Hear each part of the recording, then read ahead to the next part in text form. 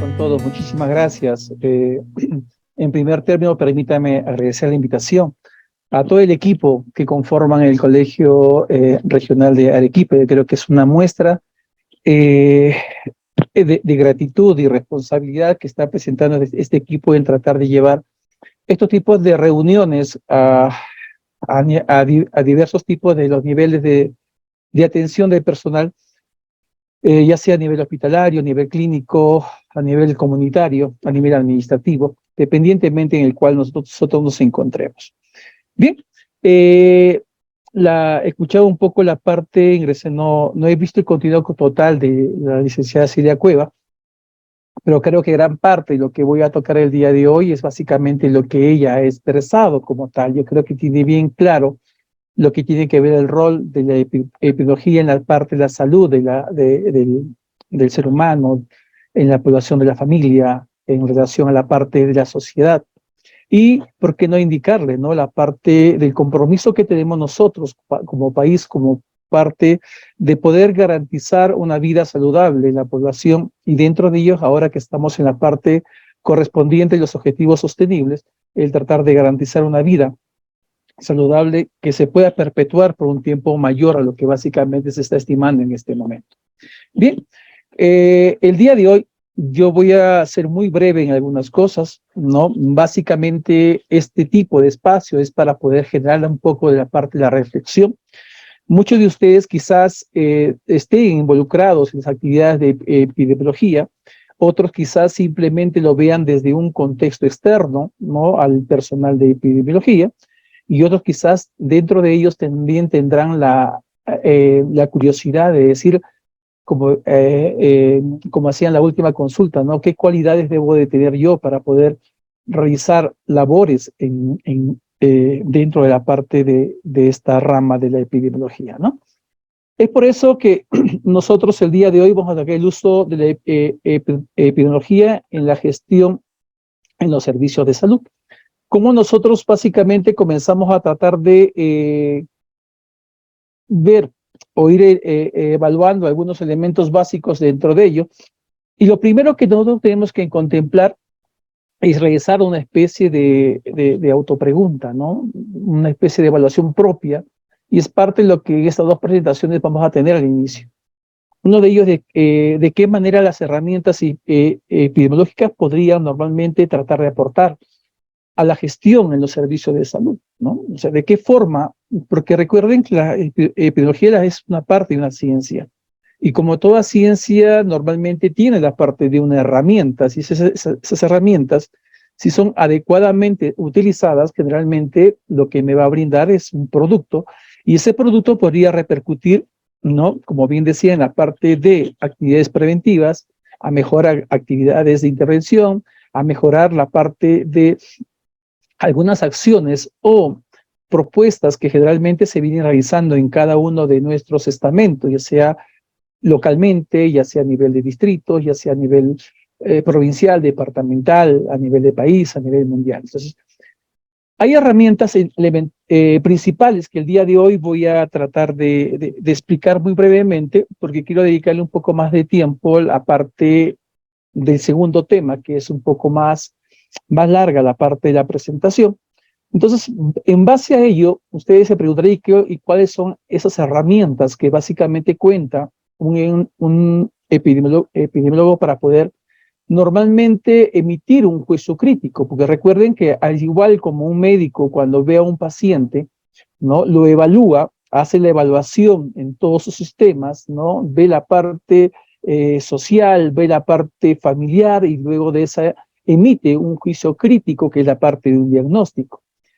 En la epidemiología también tenemos la misma característica, ¿no? Nosotros evaluamos la parte de un evento, evaluamos ya sea una enfermedad, un suceso, contrastamos la parte de ese evento con información científica y luego básicamente tratamos de emitir una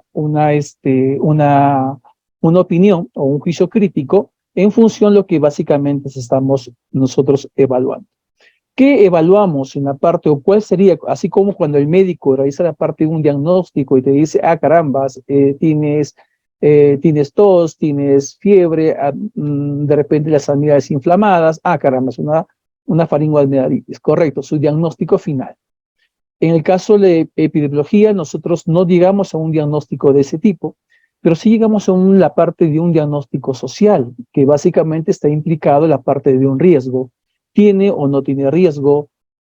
Una persona tiene riesgo a enfermar, una persona tiene riesgo a morir, una sociedad o una comunidad tiene riesgo a tratar de tener un impacto no negativo o de repente también un impacto positivo. Entonces, lo que nosotros como diagnóstico, generalmente la parte de la epidemiología, evaluamos la parte de ese riesgo, ¿no? Ese es nuestro diagnóstico. ¿Qué tanto es el riesgo que puede presentar no solamente una persona, sino la familia, la comunidad y la sociedad en relación a la parte de algunos eventos que se viene presentando en la parte de nuestro entorno? Cuando hablábamos hace muchos años de la epidemiología, siempre estaba enfocado netamente en la parte del cuidado individual y veíamos personas simplemente. Pero ha ido evolucionando estas herramientas epidemiológicas que básicamente lo vamos a abordar el día de hoy, conjuntamente con la parte de su uso. Es muy corto lo que vamos a abordar en este momento. Entonces, quiero precisar cuáles son aquellas herramientas que tenemos nosotros para poder utilizar. Y ustedes posiblemente digan, eso yo ya lo hago, yo ya lo realizo, yo lo conozco, yo lo sé elaborar. Y que nosotros generalmente lo que hacemos en principio son medidas básicas, lo que ustedes generalmente generan siempre en la parte de sus indicadores, la parte de coberturas, la parte de qué porcentaje de personas generalmente están vacunadas, por ejemplo, qué porcentaje de personas recibieron tratamiento preventivo para tuberculosis, qué porcentaje de personas abandonaron, mediciones básicas que tienen que ver simplemente con la parte de la distribución o la frecuencia de una enfermedad en un lugar o un territorio determinado. Y eso es lo que le da el concepto o inicial a la parte de la epidemiología, que lo que básicamente ellos intentamos realizar nosotros es graficar, ¿no? Graficamos con datos la distribución, la frecuencia, la gravedad de un daño en un punto, en una localidad puntual. O sea, hacemos que sea un tiempo indicado y en una localidad puntual. No podemos comparar o hablar, por ejemplo, de lo que pasó en el año de 1800 en Arequipa en este momento. Sería difícil normalmente contemplar y ver de qué forma nos podría impactar en este momento.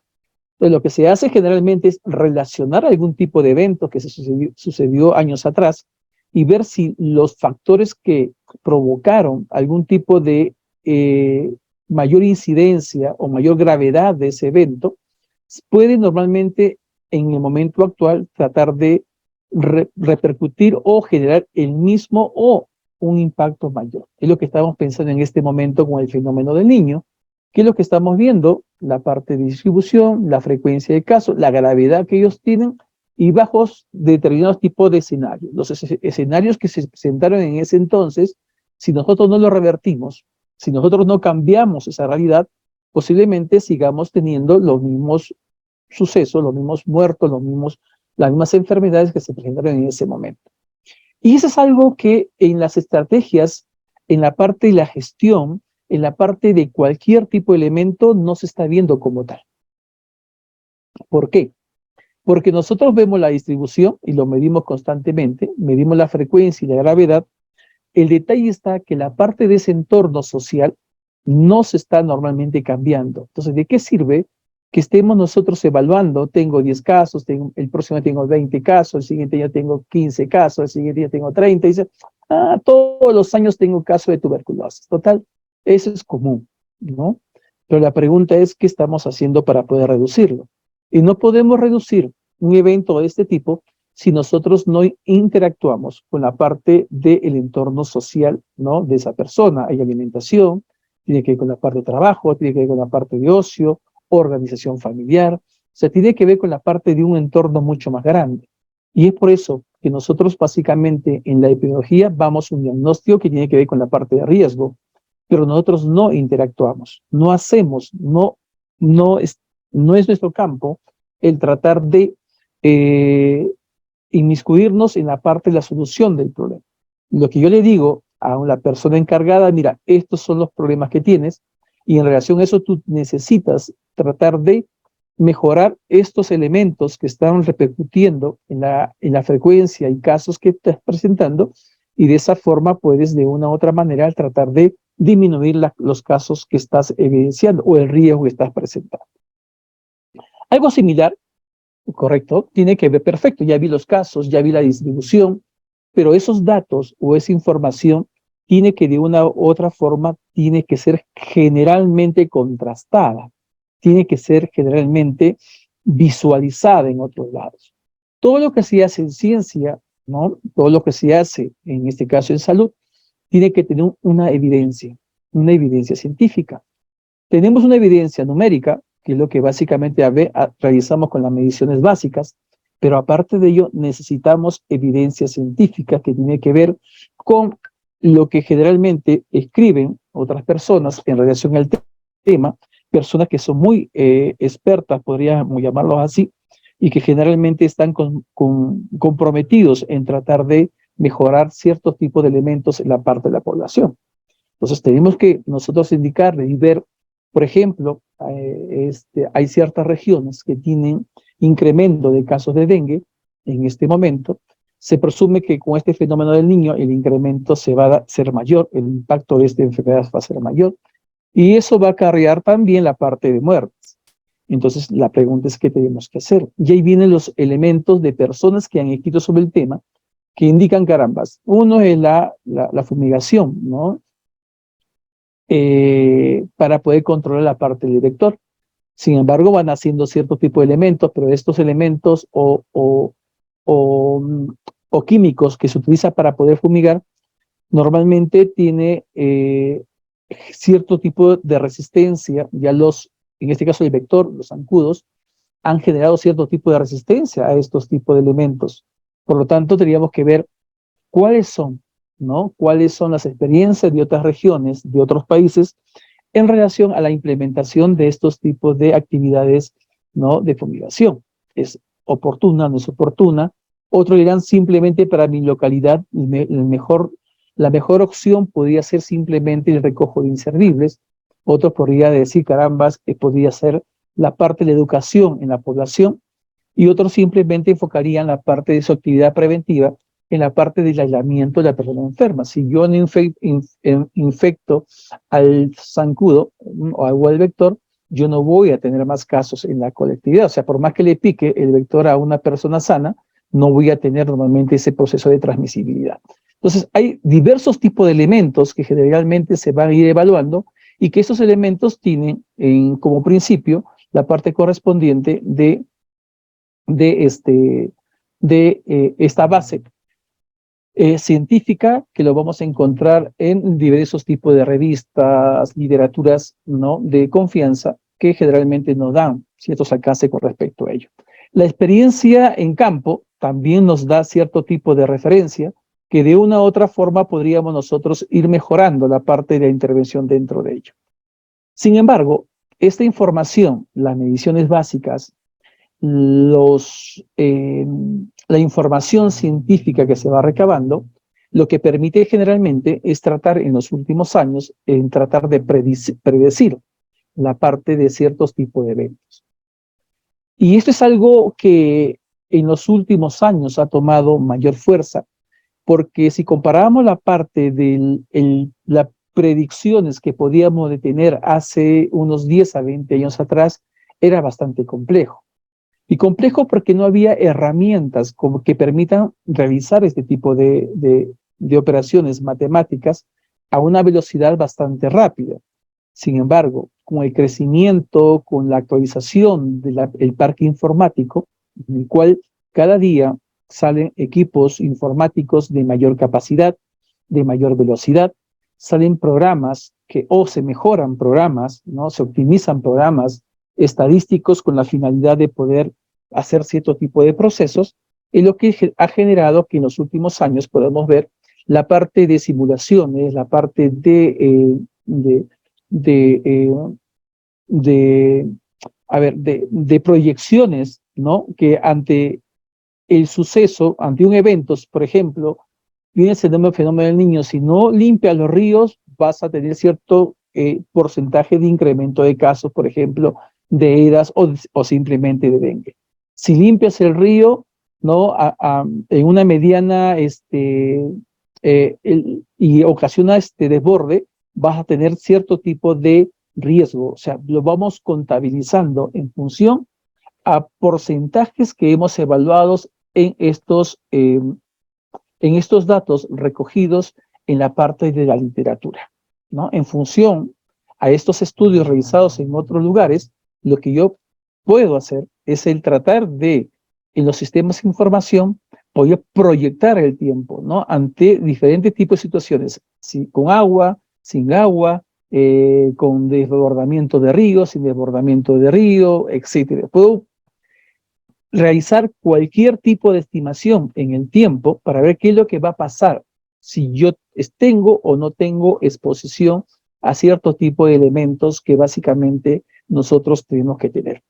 Entonces, ¿cuáles son aquellas características que debe tener una persona que realiza epidemiología?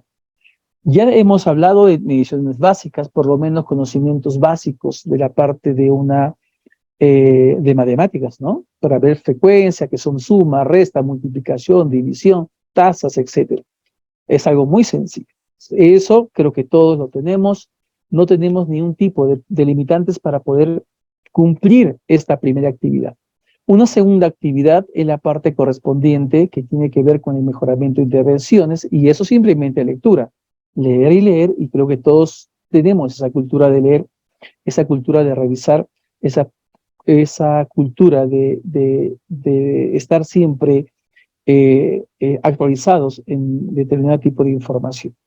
Y una tercera, que es posiblemente una de las cosas que las personas que sean de mi generación, lo que están por encima de la base 5, vamos a tener cierto tipo de limitantes porque ya necesitamos comenzar a tratar de evaluar sistemas informáticos que nos permitan normalmente tratar de contemplar, ¿no? O mejorar estos tipos de análisis que realizamos en el tiempo, ¿no? Entonces se necesita mucho tipo de manejo de información.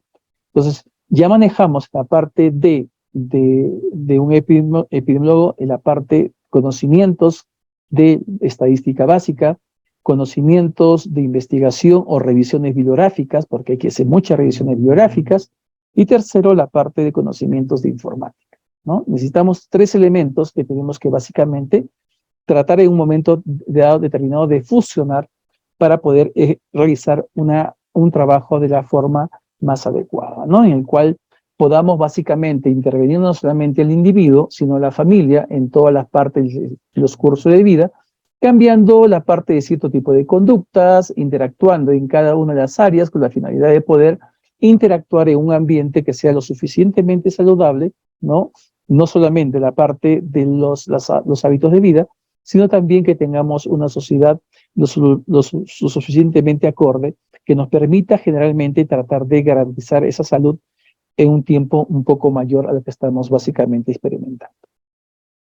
Y solamente para que ustedes puedan tener cierto tipo de elementos base en la parte, ¿cuáles son esos estudios? ¿No? Cuando hacemos la parte de estudios, estudio de casos, ¿no? Muchas veces ustedes van a escuchar, tengo un caso se me ocurre, de parálisis flácida, tengo un caso de sarampión, tengo un caso de tuberculosis, MDR, tengo un caso de dengue. Eso es un caso que tiene que ser investigado. Y lo que se hace con una investigación es el tratar de hacer como le mencionaba, el médico lo que hace ante un daño es el tratar de buscar la mayor cantidad de signos y síntomas dentro de la parte de esa persona para llegar a un diagnóstico.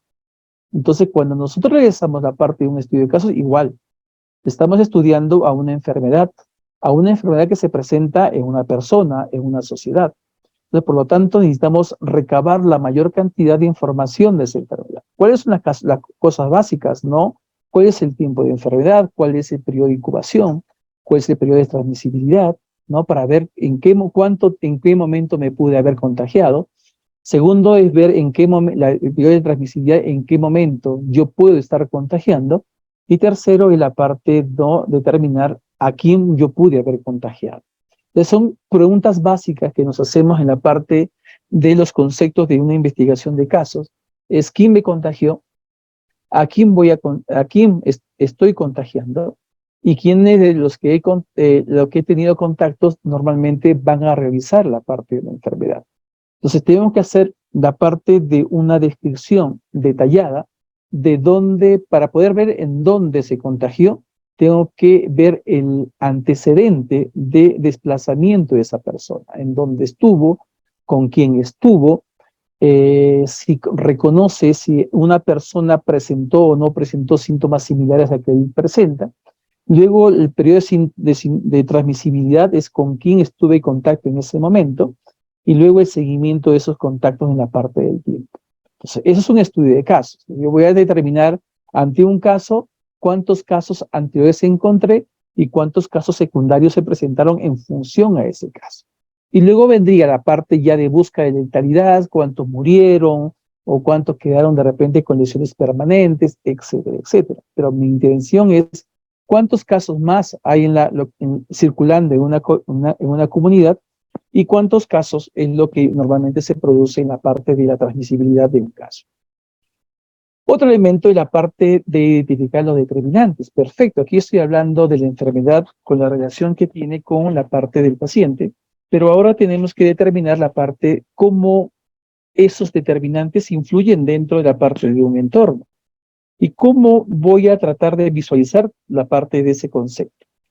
Nosotros cuando generalmente estamos realizando la parte de una investigación, para poder dar cierto tipo de recomendaciones, nosotros obligatoriamente necesitamos determinar o actuar a nivel de los elementos externos a las personas. A diferencia de un caso clínico, lo que le mencionaba hace un momento, de una amigdalitis, yo le doy tratamiento a esa persona y generalmente se va a curar. Pero no debería quedar simplemente ahí la parte de la intervención del médico. Presumo que ellos automáticamente van a decir, ¿y quién le contagió a este niño? Porque puede haber más casos. Y al mismo tiempo voy a ver a quién puede contagiar a este niño para evitar cualquier tipo de complicaciones que se puedan dar. Y para eso, bueno, le doy el tratamiento y el niño se va a recuperar. En el caso de epidemiología, nosotros no solamente pensamos en ese individuo, sino en todo su entorno. Entonces, si esa persona se enfermó, es muy probable que otras personas también se puedan estar enfermando porque está circulando un virus determinado en la colectividad. Y yo tengo que identificar qué virus o qué bacteria o qué agente es el que normalmente está circulando dentro de ello. Un pensamiento epidemiológico. Segundo, es el ver la parte de qué elementos están contribuyendo o van a contribuir a que pueda efectuarse las recomendaciones que estoy indicando. Yo digo, caramba, tienes que comer 3 veces al día, desayuno, almuerzo y comida, y entre comidas incluso la parte de un refuerzo de comida y que sea proteica, le digo a un paciente con tuberculosis. Pero ¿qué pasaría si la capacidad económica de esa familia no es la acorde? Por más indicación que generalmente yo le pueda brindar, y quizás con la mejor receta o dieta que le pueda estar indicando, es muy probable que esa persona no se va a alimentar de una forma correcta, no porque no quiera, sino simplemente porque no tiene acceso a esos alimentos. Entonces, ese es un elemento importante, la parte social. En la parte social vemos mucho la interacción de personas. Vemos, por ejemplo, cuando alguien nos pregunta por qué no reducimos los casos de VIH, por qué no reducimos enfermedades de transmisibilidad como hepatitis, sífilis, incluso tuberculosis. La pregunta es por qué no se puede reducir con el tiempo. Porque no estamos interactuando en este medio social, interactuamos en el paciente, pero este paciente ya contagió a otras personas, pero el simple hecho de decir la vergüenza, el hecho de no ser discriminado por el paciente, no llegamos al resto de contactos. Y eso que ocasiona que esas personas que han tenido contacto con esta persona enferma, con el pasar del tiempo, como no han tenido la intervención, no han tenido la parte de la educación, no han tenido los aportes suficientes para poder hacer la medida preventiva, estas personas en el tiempo se van a ir enfermando. Entonces nunca vamos a acabar con la parte de esa cadena de transmisibilidad, porque personas que tienen la capacidad de transmisibilidad siguen circulando en el entorno de nuestra sociedad. Y lo mismo pasa en la parte del VIH, lo mismo pasa en la parte de hepatitis. Actuamos con la persona que hemos diagnosticado, pero muchas veces la parte de esa intervención en el entorno social, familiar, el entorno educativo generalmente queda o es bastante limitado como para poder tratar de garantizar una intervención lo suficientemente acorde a ello. Bien, los factores ambientales cumplen un factor importante. Ustedes en Arequipa siempre presenten, igual Arequipa y Puno, problemas de, por ejemplo, de rabia, ¿no? La pregunta es, caramba, ¿qué hemos hecho o qué podemos hacer para poder controlar la rabia? Uno de ellos, caramba, yo es algo que en un momento determinado tengo por seguro que se va a evaluar, porque ya existe mayor cantidad de canes. Creo que hay más canes que seres humanos actualmente en nuestro país, o al menos en algunos distritos de la localidad. En cada casa hay uno, por lo menos uno, si es que no hay 2 o 3 perros dentro de nuestras casas, ¿no? Es un hijo más, como dicen muchas personas. Pero así, al mismo tiempo, también hay ciertos animales silvestres que son abandonadas, o que simplemente los dueños asumen que la vida del perro es en la calle. Total, anteriormente se manejaba de esa forma, y ¿por qué lo voy a cambiar, no? Perro es perro y tiene que estar en la calle. Entonces, esos tipos de conceptos o factores ambientales es lo que generalmente van a llevarnos a un momento determinado a tener enfermedades de este tipo, ¿no? Donde hay murciélagos, me imagino que en un momento puede haber también la parte de rabia silvestre, ¿no?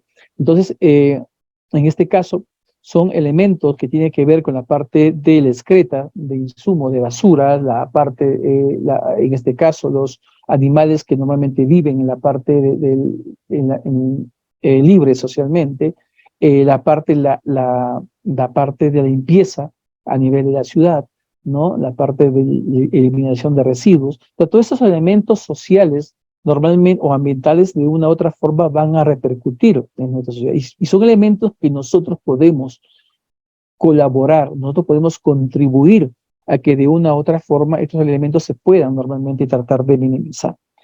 El simple hecho de eliminar las basuras en una bolsa determinada o en un envase determinado y eliminarlo en un lugar indicado, en una hora indicada, ya me permite generalmente tratar de no tener basuras en las calles acumuladas, ¿no?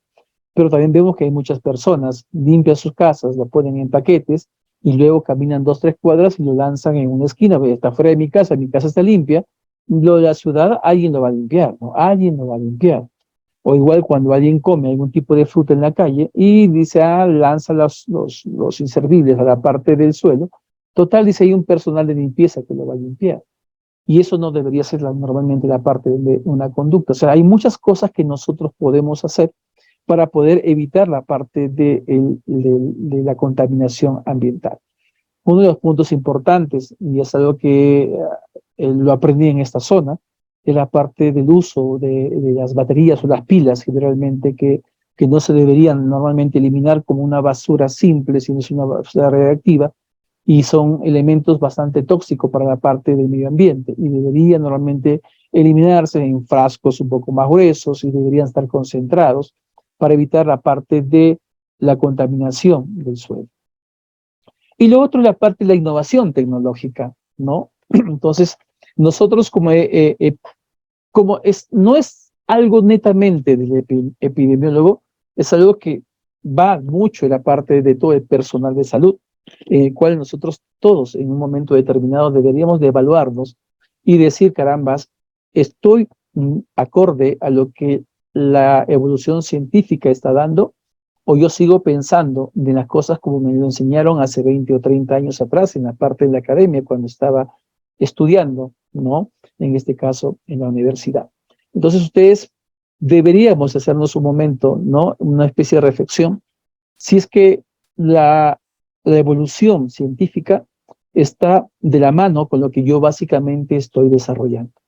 Es algo que es importantísimo, que ustedes también lo deberían de revisar. Yo he conocido diversos tipos de personas. Personas que me dicen, no, esas cosas ya no es para mí. En mi época no me enseñaron esas cosas, así que ¿para qué voy a aprender? No, ya no, no. Y hay personas que son todo lo contrario, ¿no? Dicen, caramba, sí, esto no me lo enseñaron anteriormente, pero yo siento que es necesario para poder fortalecer o mejorar la parte de mis competencias y voy a intentar aprenderlo. No va a costar, no va a costar. Le digo porque a mí me ha costado un montón. el tratar de aprender idiomas, el tratar de aprender un poco de informática, nos cuesta, dice, pero yo soy, digan usted, yo soy profesional de salud, ¿qué tengo que ver con esto? ¿No? Ah, el idioma porque tienes que leer y toda la información está en inglés. Entonces, por lo tanto, necesitamos tener conceptos básicos de inglés, al menos que te permita tratar de leer artículos científicos. Segundo, dicen, pero la informática, yo no soy ingeniero, así que ¿para qué quiero la parte del manejo de información? Para que ustedes puedan conocer cómo se realiza la parte de un proceso, incluso simplemente reducir los tiempos de ejecución de cierto tipo de plataformas o análisis de información que ustedes realizan de una forma de un día a otro. La información ha cambiado muchísimo. Yo recuerdo en mis épocas y mucho lo que se posean sean base 5 hacia adelante. Cuando entregábamos información inicial de algún tipo de programa o de algún tipo de estrategia, pasábamos una hojita en Excel o a mano y simplemente colocábamos el número de paciente. ¿Cuántos pacientes atendiste? 50. ¿Cuántos pacientes tuvieron fiebre? 20. ¿Cuántos tuvieron diarrea? 5. Y se iba el informe. ¿Ok? No necesitaba entregar más. Ahora no. Ahora hay elementos que nos están indicando, carambas, no quiero que me mandes el consolidado, quiero que me digas esas 50 personas quienes fueron, DNI, etnia, ¿no? Su edad, su peso, su talla, y comenzamos a ver un montón de variables. Entonces, las bases de datos que manejábamos hace un tiempo, que solamente era una hojita, por decirle, en el cual resumía todo y lo podía trabajar en Excel. Excel para mí pues era algo fuera de contexto y podíamos generalmente realizar todo ese tipo de elementos. Sin embargo, en la actualidad, los manejos de base de datos están disponibles en todas las plataformas, vamos a verlo posteriormente, y ustedes van a comenzar a observar que existen ya herramientas, por ejemplo, con el Excel, ya queda demasiado corto como para poder hacer ese tipo de análisis. Entonces muchos se preguntarán, porque me lo han comentado, y me dicen, caramba, yo ni siquiera he aprendido Excel y me están indicando que existen programas mucho más sofisticados. Sí, lamentablemente, ¿no? Hemos quedado en esa parte del proceso. Y el mejor ejemplo que tenemos con la parte de la innovación tecnológica sin necesidad de ingresar a cosas que de repente ustedes no lo ven como algo importante, como el idioma o la parte de la informática, es lo que vemos en la parte de un teléfono celular.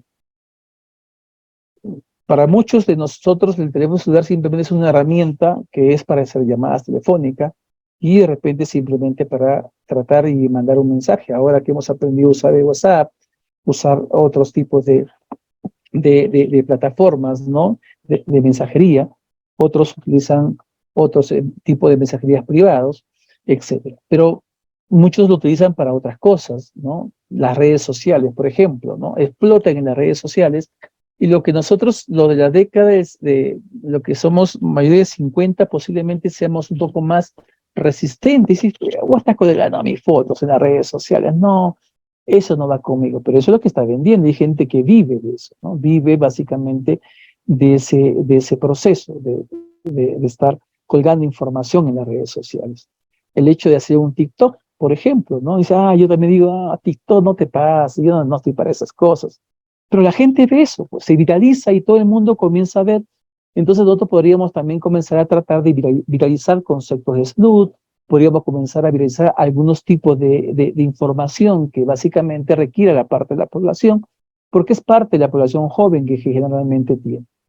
Entonces, yo siempre hago la remembranza que en este momento estamos en un avance científico bastante veloz y que el cambio es completamente rápido. Ahora estamos ya hablando de Big Data, inteligencia artificial, imagínense.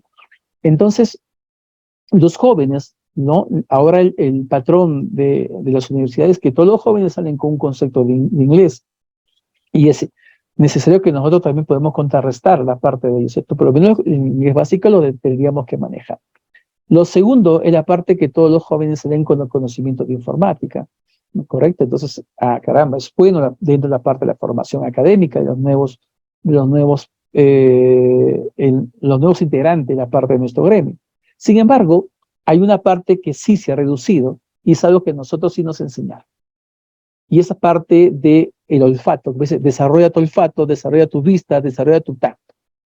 a nosotros, particularmente en nuestra generación, la parte clínica fue algo que nos enseñaron muy bien, creo yo. Tuvimos muy buenos clínicos como maestros y eso nos ha permitido ahora, con esta parte de la informática, con esta parte de la tecnología, cuando unimos la parte de ese concepto clínico que tenemos ahora, con esos conceptos de informática se hace un concepto bastante fortalecido.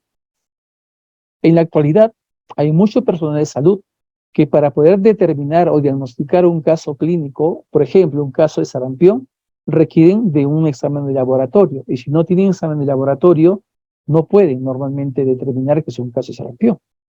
Pero lo que hemos nacido en décadas pasadas, sí podemos determinar.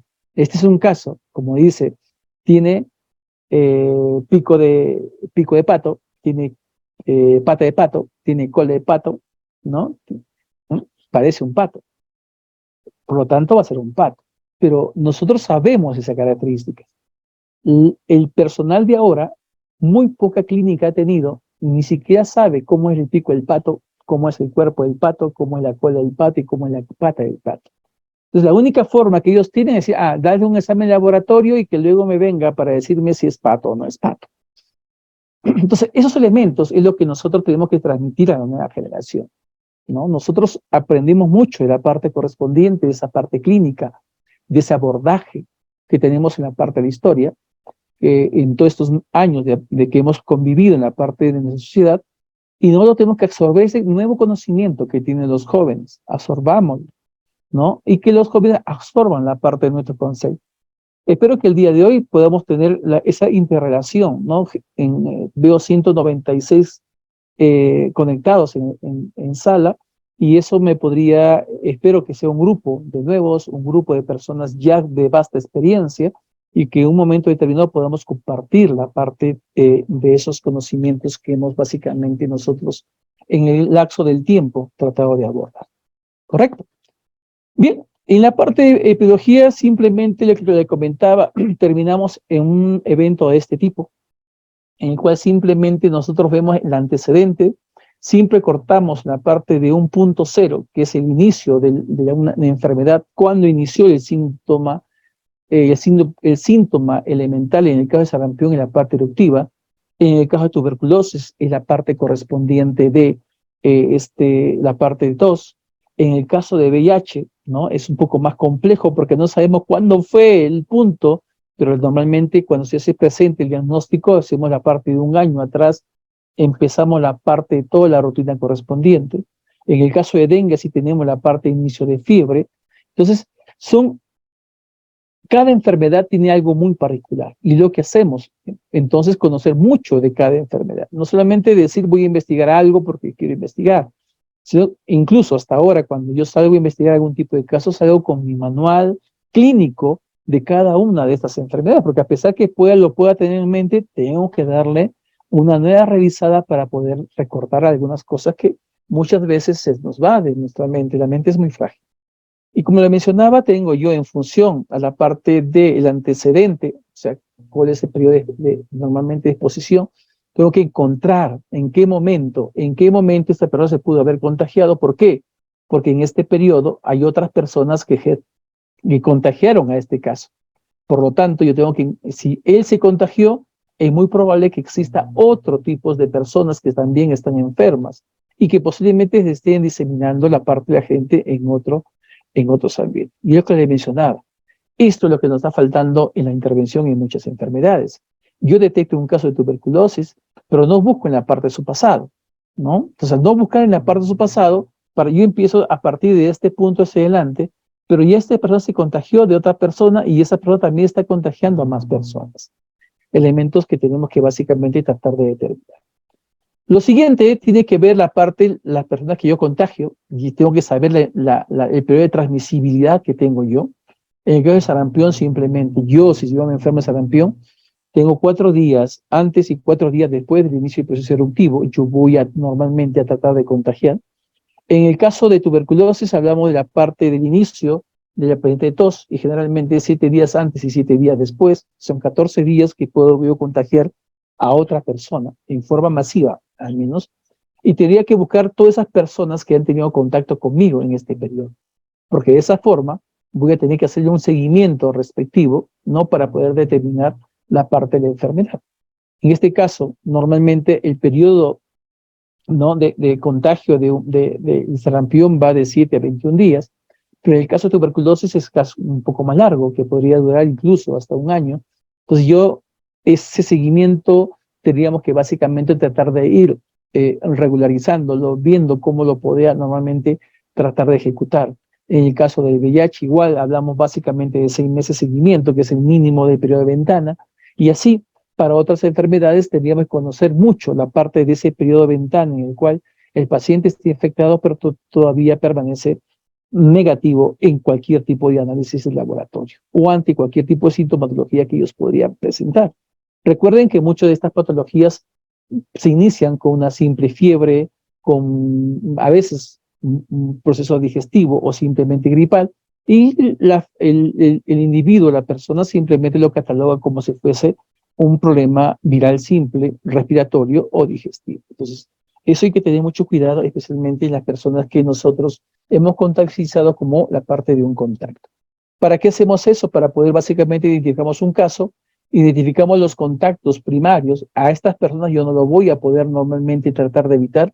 Es muy posible que dentro de este grupo existan personas que se van a contagiar, porque yo lamentablemente detecté a una persona ya enferma y ya estaba transmitiendo cuando estaba enfermo.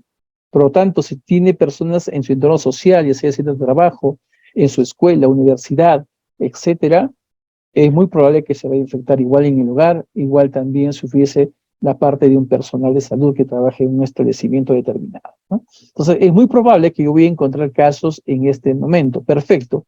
Yo me debería centrar en estos contactos directos que voy a encontrar casos.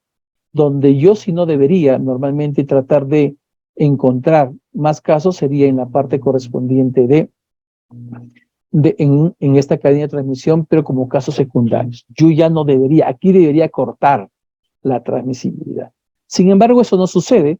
Eso se sigue y se sigue y se sigue presentando la parte de estos elementos o casos dentro de la parte de la población, porque básicamente no estamos identificando o no estamos emitiendo algún tipo de medidas de control para que de una u otra forma se pueda recortar la parte de la transmisibilidad de una enfermedad determinada, ¿no? Entonces, es algo que tenemos que tener presente.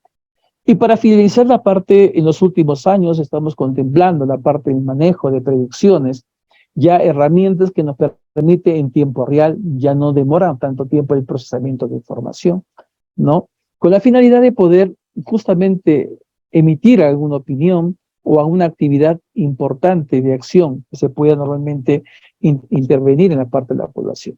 Entonces, para eso utilizamos paquetes estadísticos, ¿no? Un paquete de programación, son lo lindo y lo hermoso de todo ello, que son programas libres, no tengo que pagar nada para el uso de estos programas. Aparte existen otros programas que de repente también ustedes los conocen, como el Stata, como el EPSS, que son programas estadísticos que tienen que ser con licencia, ¿no? En este caso, el R y el Python son programas gratuitos que nos permiten básicamente procesar la información y ir mostrando, ya sea en páginas web, ya sea en forma automatizada, la parte de la información que generalmente estamos presentando dentro de ese momento. ¿Correcto? Entonces, eso es lo que quería traer en este primer momento